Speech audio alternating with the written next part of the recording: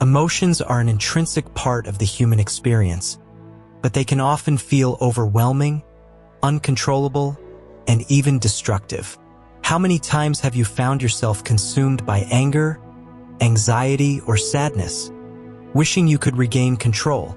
What if I told you there's a way to master your emotions, to respond to life's challenges calmly and clearly, rather than being ruled by your feelings? Today, we'll explore how Stoicism, a philosophy from ancient Greece and Rome, can help you take control of your emotions and lead a more balanced, fulfilling life. Number 1. Understand the nature of emotions.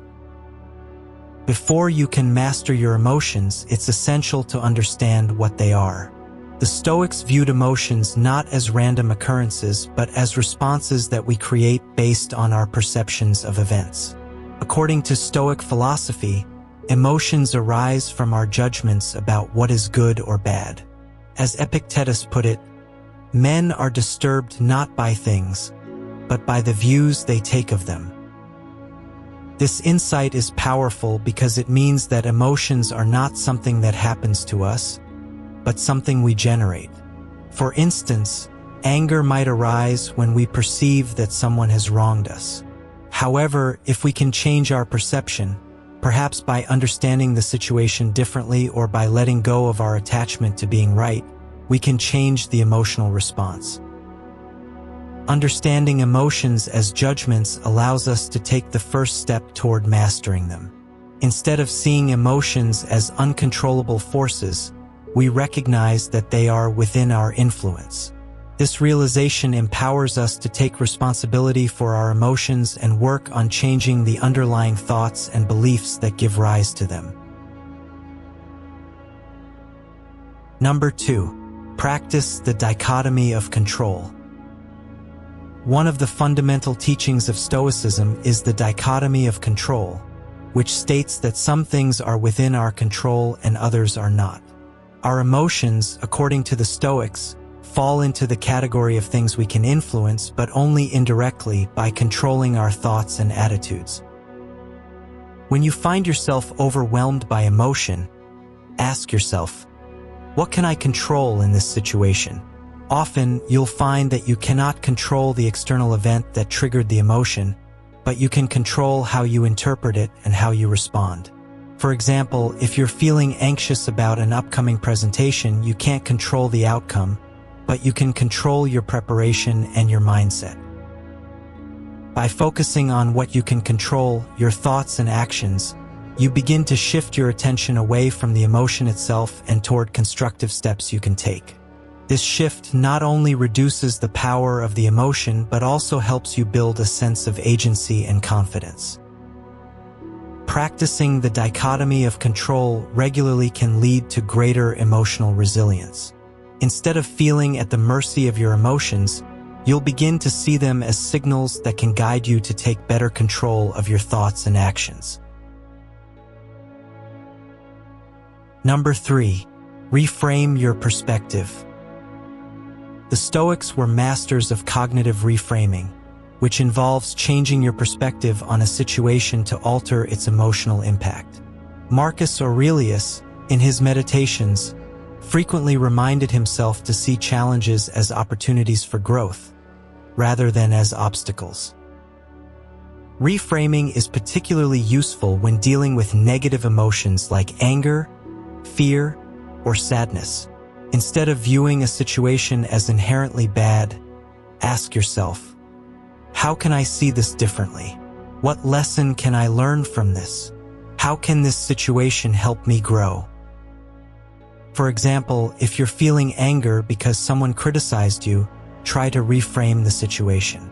Instead of seeing the criticism as an attack, view it as an opportunity to learn something about yourself or to practice patience and humility. This shift in perspective can transform your emotional experience, turning what might have been a source of distress into a valuable lesson. Reframing also helps you detach from the emotional charge of a situation. By choosing to see things differently, you can reduce the intensity of your emotional response and approach the situation with a clearer, more balanced mindset. Number 4, develop emotional awareness. The Stoics emphasized the importance of self-awareness as a key to mastering emotions. Emotional awareness involves recognizing and understanding your emotions as they arise, without being swept away by them. It's about observing your feelings with curiosity and detachment, rather than judgment.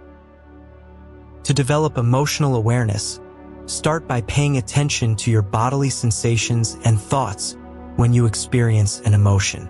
For instance, if you notice that your heart rate increases and your thoughts become more agitated, you might recognize that you're feeling anxious. Instead of immediately reacting to this anxiety, take a moment to observe it.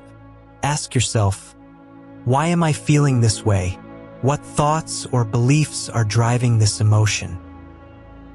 This practice of self-observation helps you create a mental space between the emotion and your response, giving you the opportunity to choose how to act rather than reacting impulsively.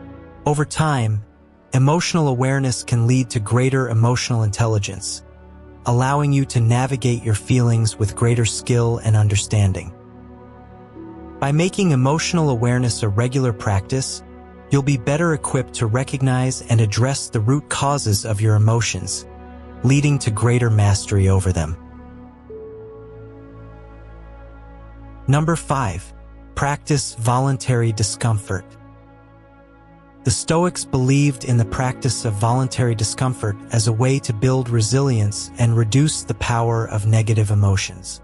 By deliberately exposing yourself to minor hardships, you can strengthen your ability to handle more significant challenges with calm and composure. Voluntary discomfort might involve fasting, taking cold showers, or challenging yourself to go without certain luxuries. The idea is to practice facing discomfort in controlled settings so that when you encounter real challenges, you're better prepared to manage your emotional response. For example, by fasting for a day, you might experience hunger and the discomfort that comes with it. This experience can teach you that discomfort is temporary and that you have the strength to endure it without becoming overwhelmed. This lesson can then be applied to other areas of life, helping you maintain emotional control in more challenging situations. Moreover, voluntary discomfort helps you break free from the habit of seeking comfort at all costs, which often leads to emotional fragility. By embracing discomfort, you build mental toughness and develop a greater sense of control over your emotions, even in difficult circumstances. Number 6, cultivate gratitude. Gratitude is a powerful antidote to negative emotions. The Stoics believed that by focusing on what we have rather than what we lack, we can cultivate a sense of contentment and emotional stability. Seneca advised, begin at once to live, and count each separate day as a separate life. To cultivate gratitude, make it a daily practice to reflect on the positive aspects of your life. This could be done through journaling, where you write down 3 things you're grateful for each day, or simply taking a moment each morning or evening to mentally list the things you appreciate. Gratitude shifts your focus away from what's wrong in your life to what's right. This shift in perspective can significantly reduce feelings of envy, frustration, and sadness. For example, if you're feeling envious of someone's success, practicing gratitude can remind you of your own achievements and the things you value in your life. Gratitude also helps you develop a sense of contentment, which is crucial for emotional mastery. When you're content with what you have, you're less likely to be swayed by negative emotions or to feel overwhelmed by life's challenges. Instead, you can approach situations with a calm and balanced mindset. Number 7, let go of attachment. One of the main sources of emotional turmoil is attachment, whether it's attachment to people, outcomes, or material possessions. The Stoics taught that by reducing our attachments, we can reduce the emotional suffering that comes when we lose those things or when they don't meet our expectations. Epictetus famously said, "It is not the man who has too little, but the man who craves more that is poor." This highlights the idea that our attachments often lead to unnecessary suffering because we become emotionally invested in things that are beyond our control. To let go of attachment, start by recognizing the impermanent nature of all things. Understand that everything you have, relationships, possessions, even your own body, is temporary and subject to change. This understanding can help you appreciate what you have without becoming overly attached to it. Additionally, practice mentally preparing yourself for the loss of things you value. This doesn't mean becoming cold or indifferent, but rather cultivating a sense of inner freedom and emotional independence.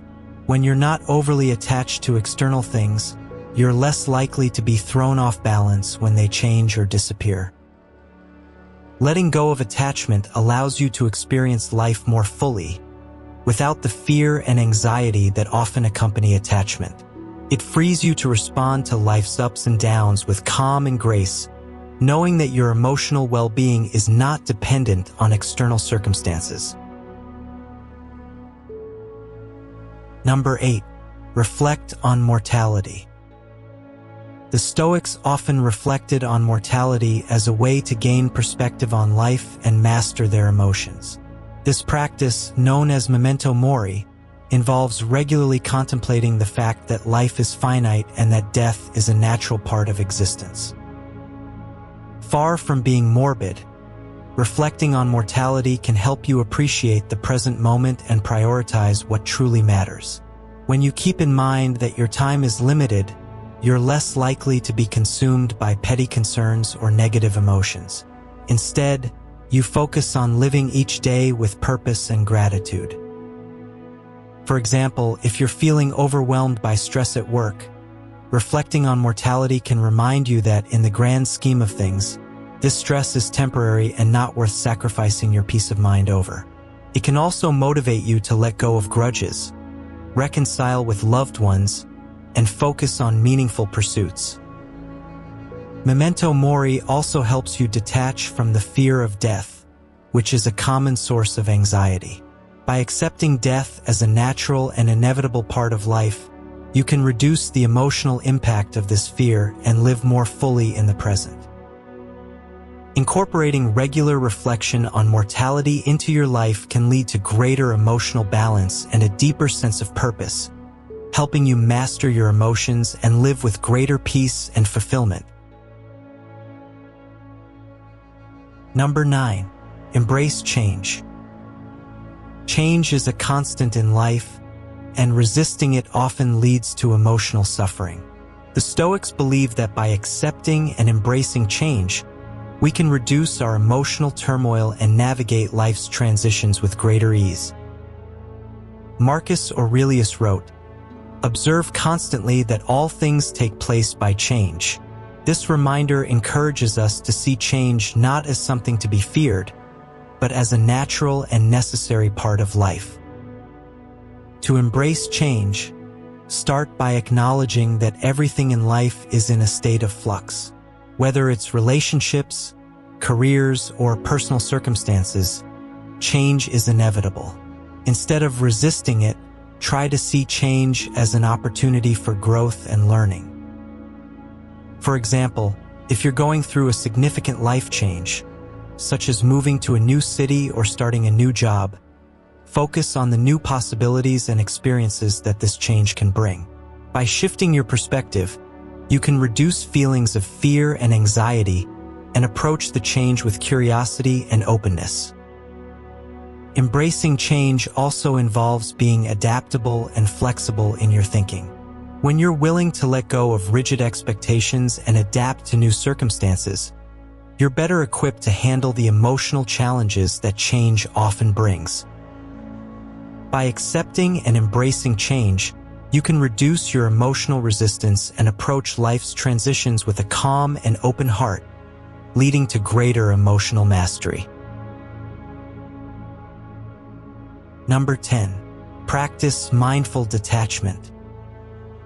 Mindful detachment is a key Stoic practice that involves maintaining emotional equilibrium by not becoming overly attached to outcomes or external events. This doesn't mean becoming indifferent or uncaring, but rather cultivating a balanced perspective that allows you to remain calm and centered, regardless of what happens. The Stoics taught that while we should strive to do our best in all situations, we should also be prepared to accept whatever outcome occurs.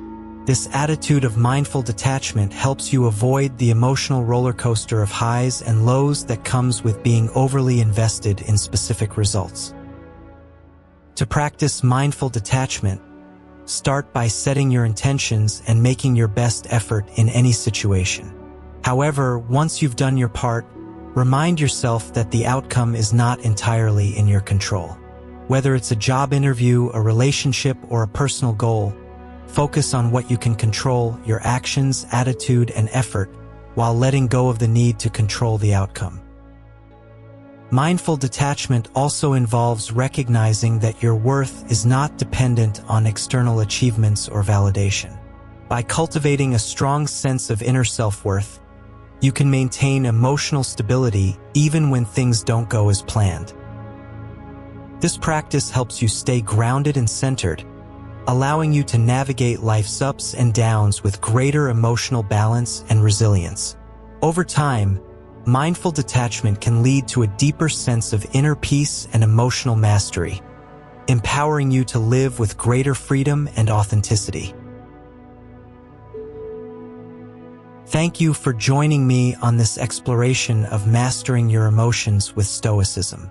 By applying these timeless principles, you can gain greater control over your emotions, leading to a more balanced and fulfilling life.